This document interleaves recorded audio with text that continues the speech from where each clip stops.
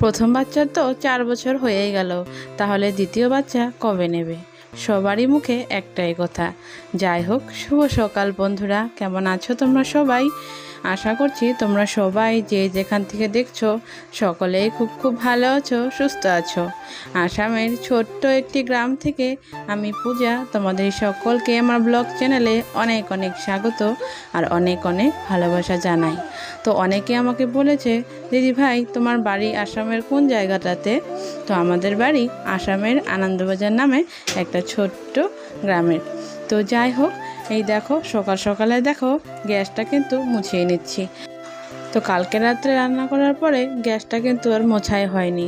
তো এক জায়গাটায় গেছিলাম, তো তার জন্য আর ওই গ্যাসটা মুছতে পারিনি। তো যাই হোক, তো দেখো সকাল সকালে ওই এঁঠোর বাসনগুলো কলে পরে রেখে আসলাম, রেখে এসে এই যে গ্যাসটা ভালো করে মুছে নিচ্ছি।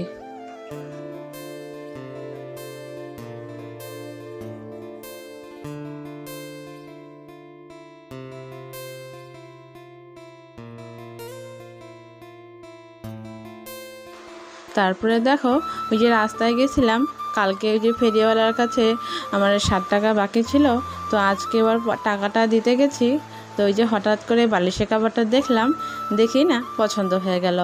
আর অনেক দিন ধরে ভাবছিলাম বালিশের কাভার নেব।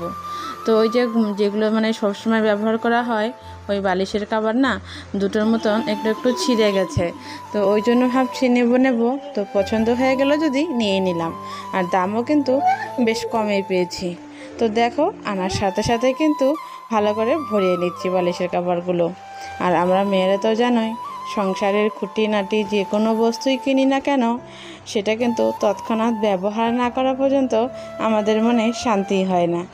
আর এদিকে বিছানাটা তো আমি আগে থেকে গুছিয়ে রেখেছি, তবে ওই যে বালিশের কাভারগুলো ভরানোর পর আবারও কিন্তু ভালো করে গুছিয়ে রাখছি।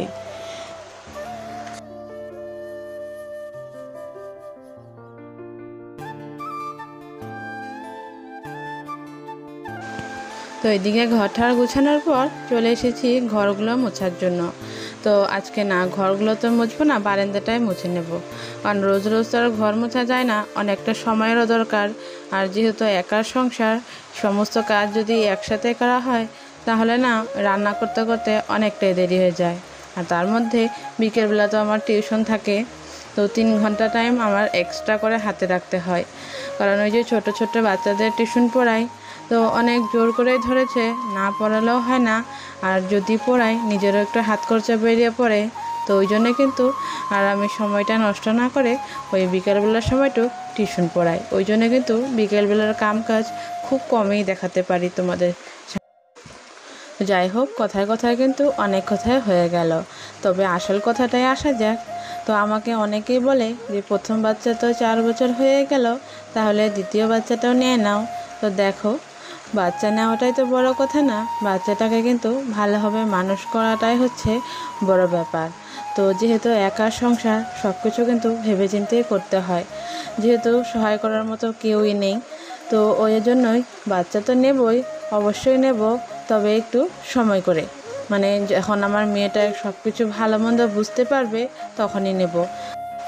বাচ্চা নিলে যে বড় হওয়া যায় সেটা কিন্তু না, তার জন্য দরকার হয় উপযুক্ত শিক্ষা দীক্ষা আর একান্ত যত্নের প্রয়োজন।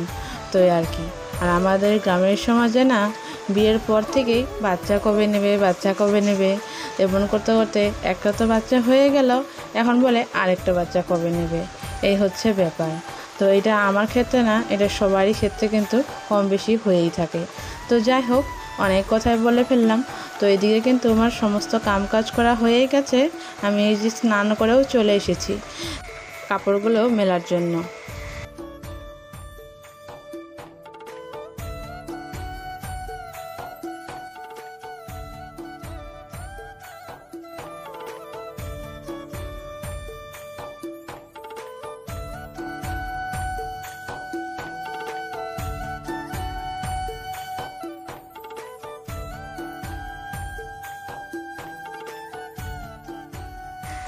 রান্নাঘরে এসে ভাবছি কি রান্না করব। সবজি তো অনেকই আছে, কিন্তু না বুঝে উঠতেই পারছি না। তো ডালটা তো লাগবেই, তো ওই জন্য দেখো সবার আগে যে ডালটাই বসিয়ে দিলাম, বসিয়ে দেওয়ার পরে এক এক করে কিন্তু সমস্ত সবজিগুলো বানিয়ে নিলাম। তো এখানে হচ্ছে একটা চচ্চড়ি বানাবো, আর হচ্ছে তোমার ওইখানে হচ্ছে মিষ্টি কুমড়োর ডগা, আর হচ্ছে ভেন্ডি ভাজা। তো দেখো তোমাদের দাদাভাই এবার হঠাৎ করে কয়েকটা পুদিনা পাতা এনে দিল, বললো পুদিনা পাতার চাটনি বানাতে। আর পুদিনা পাতাগুলো না বেশ টাটকাই ছিল। এদিকে কিন্তু আমার ডাল সেদ্ধটা হয়ে গেছে। তো ভাবছি আজকে আর ডালে কাটা দেব না, কারণ ডালে কাটা দিলে না ওই যে ডালে যে একটু দানা দানা সেটা কিন্তু আর থাকে না, গলে যায়। আর তোমাদের দাদাভাই না ডালে যে একটু দানা দানা থাকে সেটা খেতে খুবই ভালোবাসে। আর ভাত তো আগেই রান্না করে নিয়েছি। তো দেখো এদিকে ওই যে পুদিনা পাতাটাও বেছে নিচ্ছি ভালো করে। এই পুদিনা পাতাগুলো না একটুখানি রসুন, আদা, কাঁচা লঙ্কা দিয়ে যদি বাটা করা যায়, মানে চাটনির মতো, সেটা কিন্তু খেতে খুবই ভালো হয়। তো আজকে সেইভাবেই করব। তো ওই জন্য দেখো ওই কচি কচি পাতাগুলোই নিয়ে নিচ্ছি। এমনিতেই তো সবই কচি, কিন্তু ওই যে ডান্ডিটা নেব না, কারণ পুদিনা পাতার এই ডান্ডিটা একটু শক্ত টাইপেরই থাকে। তবে ধনে পাতাগুলো একটু নরম থাকে, কিন্তু পুদিনাটা শক্ত। তো যাই হোক, তো দেখো আমার এই যে পুদিনা পাতাগুলো কিন্তু বাছা হয়ে গেল। তারপরে এই দেখো মাছের চচ্চড়ি বানানোর জন্য কড়াইতে খানিকটা তেল দিয়ে দিলাম, তার মধ্যে জিরে, কাঁচা পেঁয়াজের ফোড়ন দিয়ে দিলাম। আর এই ছোটো মাছের চচ্চড়িতে ওই জিরে আর কাঁচা পেঁয়াজ ফোড়ন দিলে না খেতে কিন্তু ভীষণ ভালো লাগে। তো ওই যে সবজিগুলো বানিয়ে রেখেছিলাম, আলু, বেগুন, টমেটো, আর সাথে হচ্ছে মূলার কিছু মানে ডাঁটাগুলো, সেগুলো দিয়েছি। তো এইভাবে মাছের চচ্চড়ি বানালে না খেতে কিন্তু খুবই টেস্টি হয়। তো দেখো এদিকে কিন্তু আমার চচ্চড়ি প্রায় আধা হওয়ারই মধ্যে, আর ডালটাও কিন্তু ফোড়নে দিয়ে দিয়েছি। তো এই যে জলটা দিয়ে দিলাম, জলটা দিয়ে এখন ওই যে ভেজে রাখা মাছগুলো দিয়ে দেব, দিয়ে খানিকটা ফোটানোর পরে নামিয়ে নেব।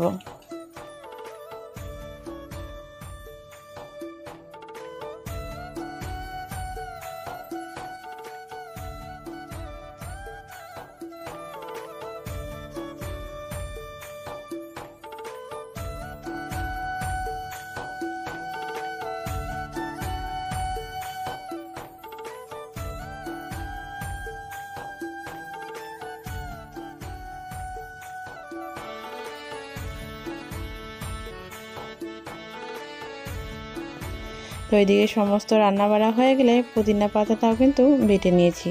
বেটে নিয়ে খানিকটা লবণ আর কাঁচা সর্ষের তেল দিয়েছি, দিয়ে একটুখানি মেখে নিয়ে ওই যে এখন থালায় রেখে দেবো। তো আজকে কিন্তু অনেক কিছুই রান্না হয়েছে, তো সবগুলো তো শেয়ার করা যায় না, তবে কিছু কিছু শেয়ার করেছি। তো দেখে নাও আজকে কি কি রান্না করলাম। রান্না করেছি ওই যে পুদিনা পাতা বাটা, মিষ্টি কুমড়ো ডোকার চচ্চড়ি, ভেন্ডি ভাজা, এখানে রয়েছে মাছের চচ্চড়ি, আর ওই যে গাবলায় রয়েছে মসুরির ডাল। তো দেখো তোমাদের দাদাভাই কিন্তু খেতেও এসে গেছে। তো তোমাদের দাদাভাইয়ের জন্য ভাতটা আমি বেড়ে নিচ্ছি।